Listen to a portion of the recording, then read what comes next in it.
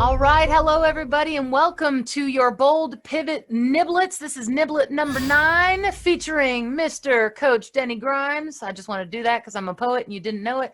And today, Denny is going to go over some awesome things so that you don't walk away from motivation, and neither do your buyers and sellers. So with that, my friend Denny, take it away. Yes, thanks. Thank you, Molly. So today I'm going to talk about on a listing presentation. Yes, you want to get the pricing right, etc. However, motivation is key for someone to make a move or somebody to buy a home. Obviously, the process isn't necessarily easy, and for a lot of sellers and buyers, they really dread the process. They want the end result. The key to the end result is their motivation.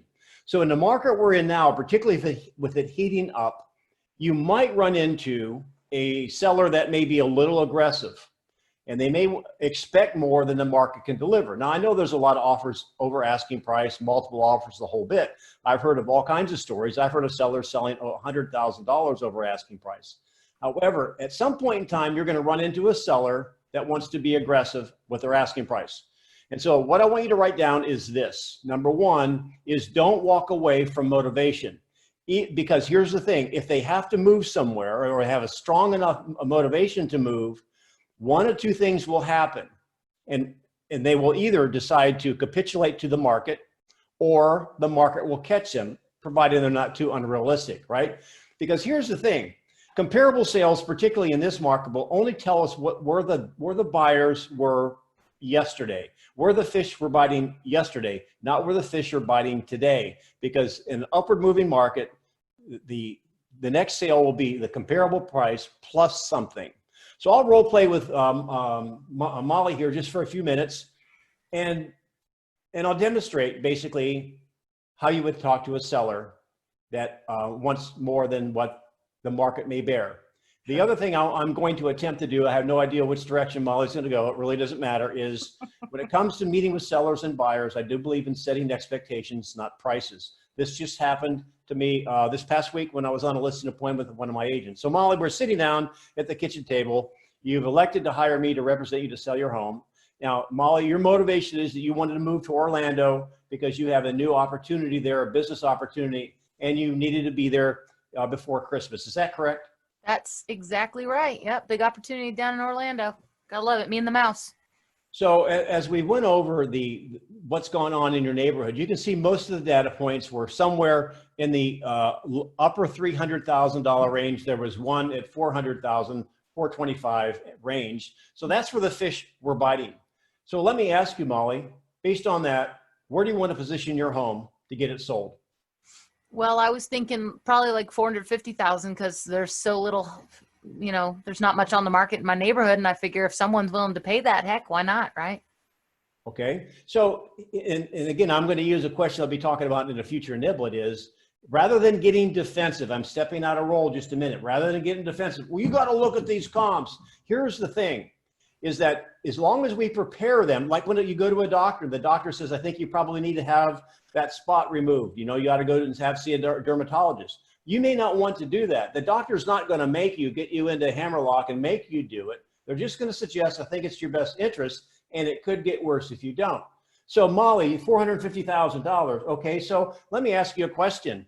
How did you come up with that number? I looked at the recent sales and I saw what you're showing me here. They've just kind of been gradually going up. I saw one sold for $385 and then $400 and then $415. And so I thought, heck, if someone pays me $450, that'd get me more house in Orlando. Right. Well, so here's my question as I show the pricing chart here. Mm-hmm. What will you do? And this is what I want you to write down. What will you do if the market says no? What will you do if the market says no to $450,000? That's all you have to say. And actually, it's a question. So, Molly, if the market says no to $450,000, what will you do next? I guess we've reduced the price. Well, now she's playing ball, all right? Now, I'm showing you a pricing chart here because this is what I believe in my market theory is that, number one, there is a top market value to every property out there. The second thing I believe is we don't know what that top market value is until you expose it to the market. It's like a professional fishing guide. They might have spent their last 10 years fishing out of this one lake. They kind of know where the fish hang out. Well, the fish where they were biting yesterday does not necessarily mean they're going to bite at the exact same spot tomorrow. However, a professional knows how to find the market. And if you don't know where the top value is, a seller has a choice to price it above the line, point A, for example, or below the line, point B. In the market we're in right now, and in most markets, if you go too far below the green top dollar line, you're going to get multiple offers in any market. Take any listing and price it for $1. You know what you're going to have? Multiple offers, and you'll actually have it bid up. So I asked her the question, and I will show you. So Molly, based on the comparables, would you agree that $450,000 is an aggressive initial asking price? Yes? Yeah, I think so. Yeah. And so there are only three things that can happen. There's only three outcomes when you list a home. And outcome number one is low to no showings. Outcome number two is showings and no offers. And outcome number three, it sells. So if basically the market says no, which means we'll have very few showings, how long, because you want to be in Orlando by December, which means we have to have your home sold probably in the next 30 to 45 days max. Wouldn't you agree? Yeah, I guess that's true. Holy cow, it's September. So at $450,000, how long are you willing to be at the wrong price before you're willing to set it at the right price? Maybe a week.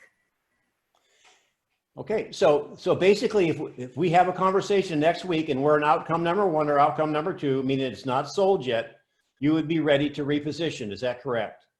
I think that's probably the smartest thing to do according to this chart. Yep. And I'm going to step out of role. That's basically how I would take the listing.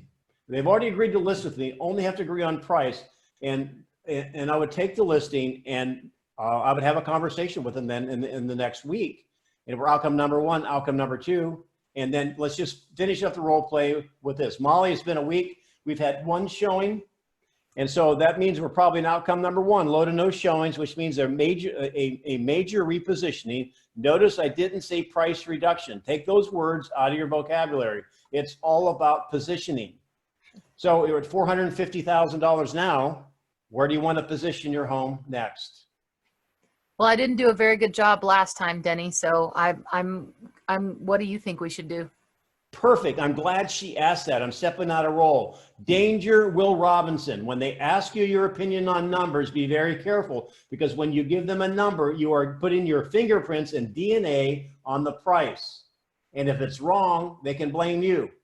So here's the thing. Obviously, at $450,000, we've learned two valuable lessons, Molly. Number one, the market is saying no at $450,000, and we've eliminated every price from there up. So we've got to go down, and based on your motivation, sure, what do you think the next positioning point would be for you? Well, the information you gave me and that we talked about a week ago, that last house sold at $415,000. Do you think we could do $425,000? Well, I can tell you now, danger, Will Robinson. That's almost like if you say, yeah, they're going to think you're saying it will sell for $425,000. I can tell you $425,000 would be a step in the right direction. And at $425,000, Molly, one of three things will happen. You want to go to $425,000 for the next week? Yes, that's a great strategy. Let's do it. So there you have it. And Molly, your feedback on that, please. Yeah, I just want to step in and make sure Denny is masterful at not saying what to do. I know you all have heard it, and it's a bit kitschy. However, telling is selling, and Denny does a great job consulting and advising. He's using his knowledge base to help them make the best decision. Like we've been saying in all of these niblets, our job is to be a high-level decision facilitator, not a salesperson and not someone who tells them what to do. And Denny, I just think primo, pristine. I would love for you to be my listing agent. Awesome. Thank you. Thank you, Keller Williams and guest. We'll see you at the next Niblet.